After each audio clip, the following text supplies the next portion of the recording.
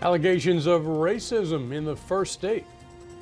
I was just sitting there amazed at the things that people were telling us that they were being subjected to in their workplaces. While the NAACP is saying that discrimination is rampant amidst state employees in Delaware. Good evening. I'm Paul Butler. And I'm Chris Weimer. Steve Hammond has the night off. This is WBOC News at 6.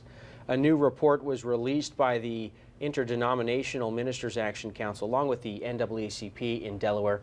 Their findings show that more than 100 people in the first state have voiced concern with racial discrimination in the workplace.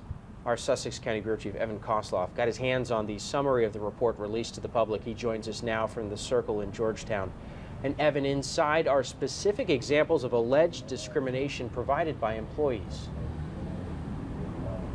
Hey there, guys, and this is it right here. And the alleged violations vary greatly, from poor hiring practices all the way to outright racist remarks. Now advocates are calling for some changes. The Sussex County Courthouse, the DMV, and the Sussex Correctional Institution. What they all have in common is that they're all state-run buildings with state employees. But a new report released by the NAACP and a group of pastors in Newcastle County indicates something else is happening inside these and other state buildings: racial discrimination. In 2015, the people were still being subjected to open racism. Jane Hovington, president of the Lower Sussex County NAACP, said more than 100 workers statewide have made allegations. Half of them were either for a hostile work environment or unfair recruitment, hiring, and promotion practices. The other half, according to the report, are for racial discrimination, disciplinary action, or retaliation. Hovington says the offenses have been widespread across the state, but are especially troubling in Sussex County. In southern Delaware, people don't speak out. They don't complain. They're complacent. They accept what's happening and continue to move on. And so many choose to stay quiet, she says. But a summary of the report obtained by WBOC details some of the more egregious situations. One employee wrote about when President Obama was reelected in 2012, writing that a white coworker said, quote, "You know that monkey made it back in there."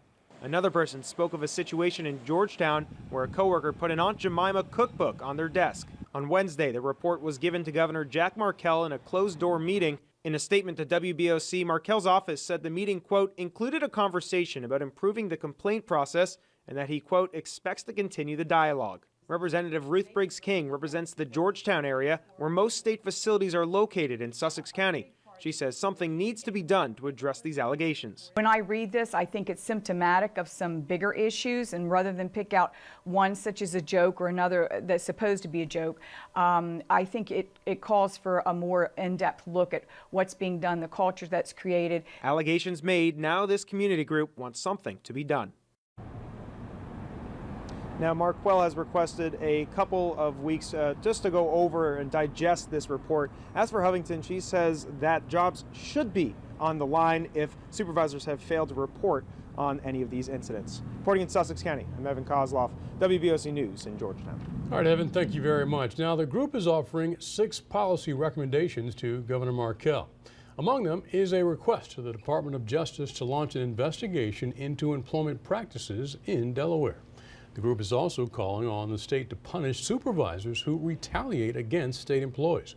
Also, the group wants the state to create a task force focused on getting rid of racism in state government. Now, some other possible solutions are included in a summary of the group's findings.